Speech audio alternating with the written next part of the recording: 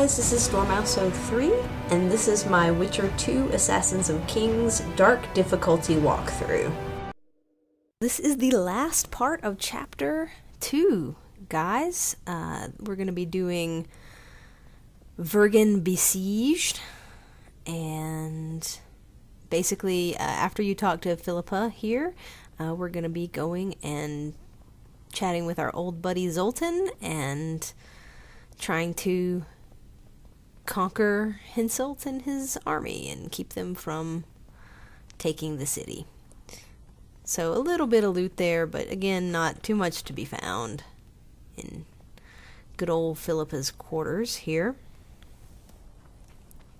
So we're gonna head down and talk to Zoltan, and it's a pretty fun part, actually. I really like this siege business.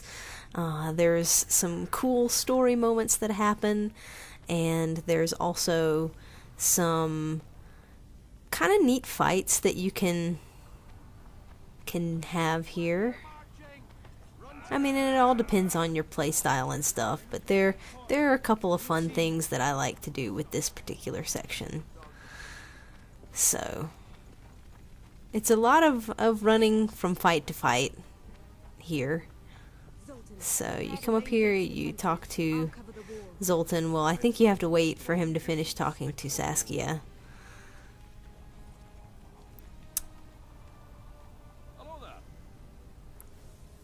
And then you can talk to him, and the other army is going to be trying to get through this first gate here, and our first task is going to be to go and unclog these, or turn these wheels that is going to dump some lava down on top of them, which is pretty excellent. We'll give them a royal welcome. The dwarves are eager for a scuffle.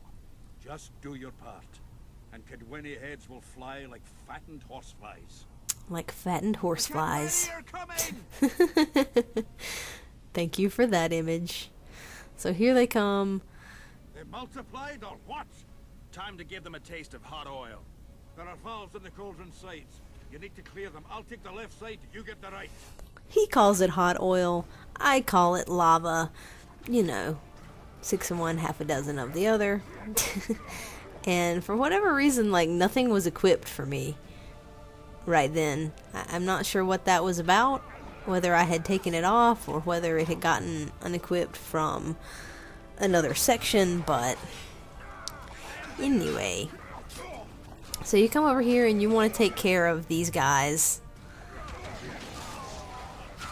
who are sort of, they might kind of stab you in the back if you're trying to turn that wheel while they're still up here.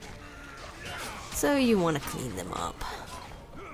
And if you've been taking the path that I've been taking and getting the upgrades and everything that I've been doing, they should be not too much of a problem for you, because you can use your Igni and it comes back really quickly. Because if you've put points in to the vigor regeneration, it's just awesome. So right now I'm trying to knock some of these guys off the wall, because that's fun to do, and failing at it and getting hit, because I was trying to do that. Send them flying through the moon door, mummy. Anyway, I find that amusing. But anyway, when you get done killing those guys, and they will come endlessly, so you want to, you know, get enough of them cleared out so that you can feel good about turning your back to them for a second to turn that wheel, and then burn their buddies. And again, you can send them flying off the edge into the hot oil that you just dropped, which is awesome. But you don't have to sit here and do this.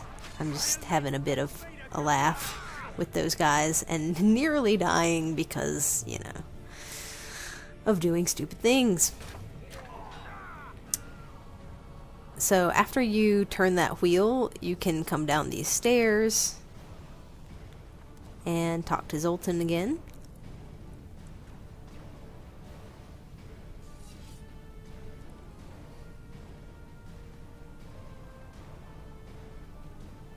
Fall back behind the second gate, or they'll kill us to a man!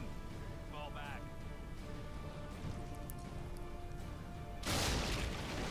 So even though you burned a bunch of them, they're still gonna make it through this first gate here. And so now your job is to just follow Zoltan, who was really slow to get moving. But now he's making tracks.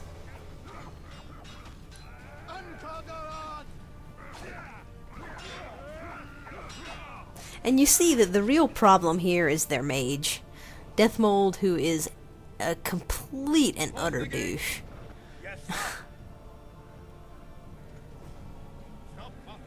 As a character, like, he's not hard to fight, really.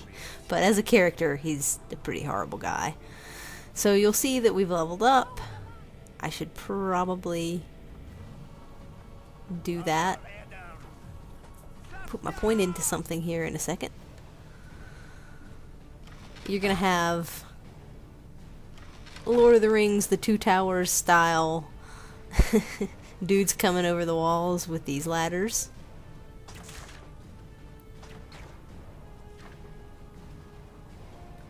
This actually, that just sort of rung a bell for me. Maybe I like this section because it does feel like Helm's Deep. It kind of feels that way.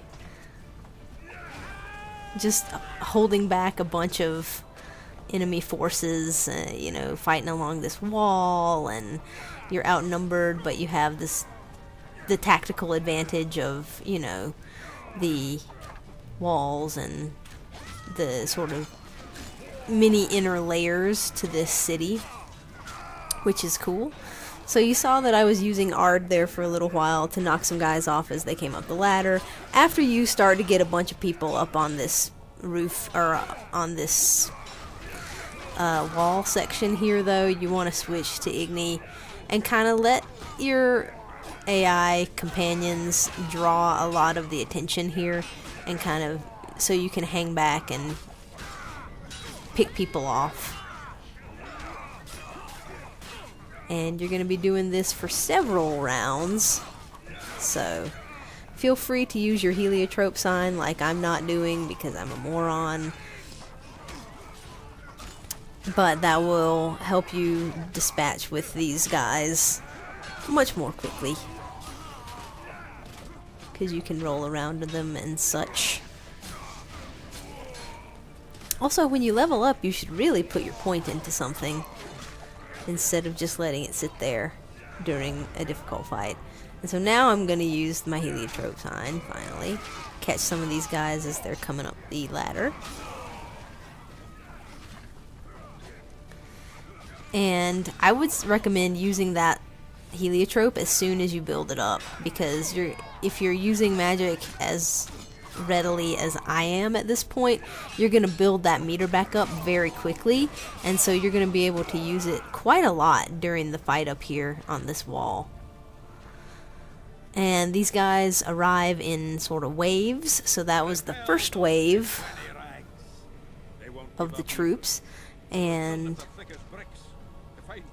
we're going to prepare for the next wave. And I'm finally going to catch on to the fact that I have leveled up and should probably put my point into something. Probably going to continue a little bit along this swordsmanship path. Got the second schemer perk there, so my vigor will be coming back even faster, which is great. And again, I like to throw on Ard when the guys are first starting to come up the ladders. You can usually get several of them knocked off as they're trying to get up onto the wall, because they won't have their guard up usually, although that guy just didn't want to do it. And then, you know, after you get several of them up here, it makes more sense to switch to something else. But you can still knock these guys off. It's just, a lot of times they'll block your Ard, and you'll just stun them and not send them flying. Like those guys right there. It's just not as effective anymore. And you'll find Igni to be more effective. Or I do.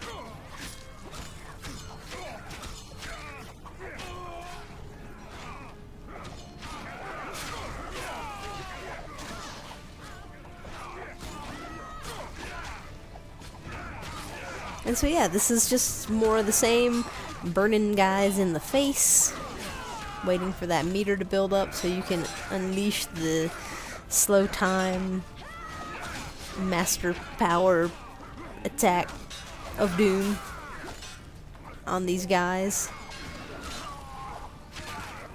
And we're about to have some really interesting story things come to pass, so you know, I'm not leaving in a lot of the cutscenes, but some pretty epic stuff happens here. And if you play the Roach Path, I think you do find out what's up with the dragon and that kind of thing, but it just doesn't make as much sense because you don't really know everything that's going on. And again, I think that's a real strength of this game because it really encourages you to play through both paths. There are divergences to each path, so you know, with each one you kind of learn a little bit more about what's happening, what's going on, how your choices affect things down the line. And you know, ultimately it's going to lead to the same goal. The main ending to the game doesn't change all that much. There are two major differences that you can have, but for the most part everything is pretty similar. But you know, in the choices of who you chose to side with and who you maybe killed or didn't kill, and just the different branches of, you know, did you go and help this person or go and help that person, will affect just the flavor of the world that you leave behind at the end, which is pretty cool. So, now we've moved on to a different section here. We're finished fighting on the walls for the moment. I think we're going to come back up there eventually, but for right now we're going to follow Saskia down into the tunnels underneath the city because Death Mold Doucheface and his mercenary people are gonna be down here trying to sneak their way into the city, and if they actually make it, it would be bad. She got stuck on that corner there, and I was like, woman, move. And then I just eventually got tired of waiting on her, so you don't have to wait on her to go first, as I figured out. You can just keep moving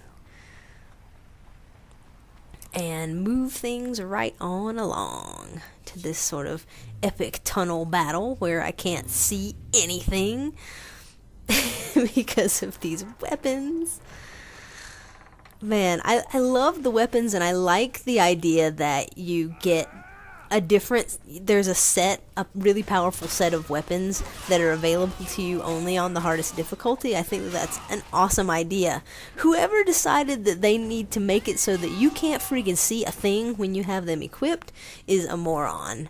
Because this game is so pretty and has such interesting, you know, environments and whatnot. Why would you hide it behind a cloud of black crap? I don't understand. Anyway. Enough of that complaint. So you're gonna go down here, you're gonna fight several groups of mercenaries who, again, they really just stand no chance versus your magic. I mean, you're far too upgraded at this point for these guys to really pose too much of a threat. Now, obviously, if you get cocky about it and don't use the things that you should be using, like your Igni and keeping your kin on and stuff like that, they can mess you up really quickly. But for the most part, they shouldn't be too bad. And so this section, you are gonna, focus on killing the guys. I don't know that you really have to focus on Death Mold too much. He's kind of a nuisance. You just sort of be rolling around so he can't hit you with some magic attacks, because those can be irritating. And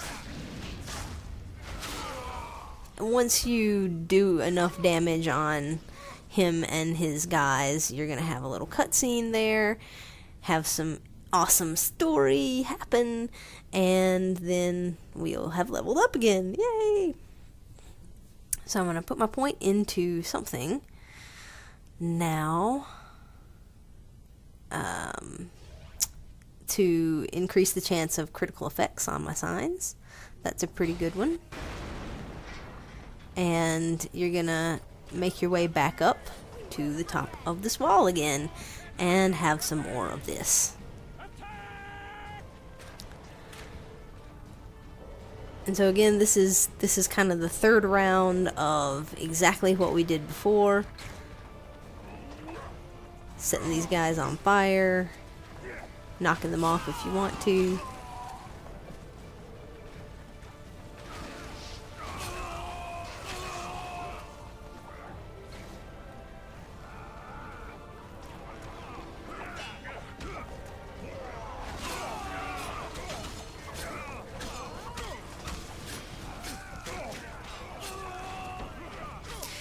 And so this is a good time to mention that one of the reasons why I decided to do this path for the guide is because I mentioned in the beginning that I just like this part of the story better than the Roach side, and I guess part of that is I like these characters better. I like Saskia and Philippa better than Hansel and Sheila.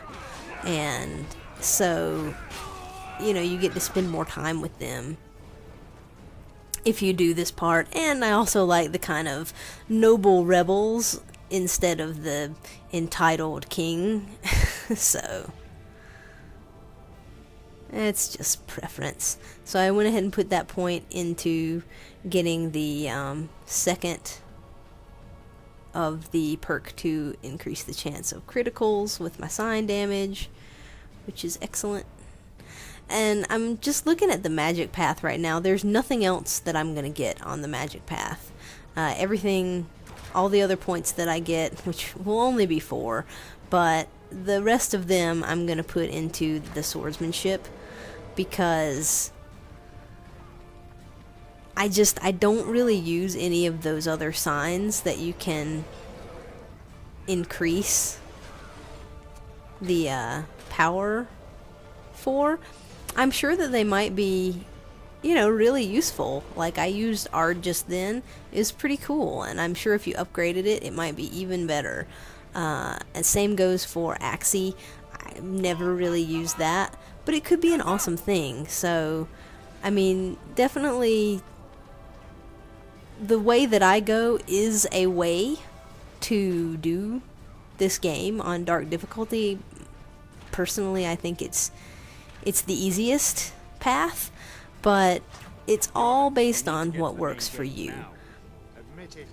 And so if you try out some of those other abilities and you like them a lot, upgrade them, give them a try. I think a good place to sort of figure out which things you like is when you do your normal and or hard playthroughs. Just, that'll give you a good idea of what things are useful before, you're on a difficulty where it really matters which things you do. So, I would definitely encourage playing around with it. This is a game where you're going to be doing multiple playthroughs. So, try out different things. It's pretty awesome. In that section right back there, you don't really have to do anything. All you have to do is wait for Zoltan to close the gate, and you're good. And now we're going to be ending this chapter. So Philippa and Saskia have skedaddled and you're searching her room for something that will tell you where they've gone. And so you can find this poisoned sword right there. It's not that great, but you can, you know, again, you can sell it, which is cool. And the thing that you want to pick up is going to be in the corner back here, and that will give you your little cutscene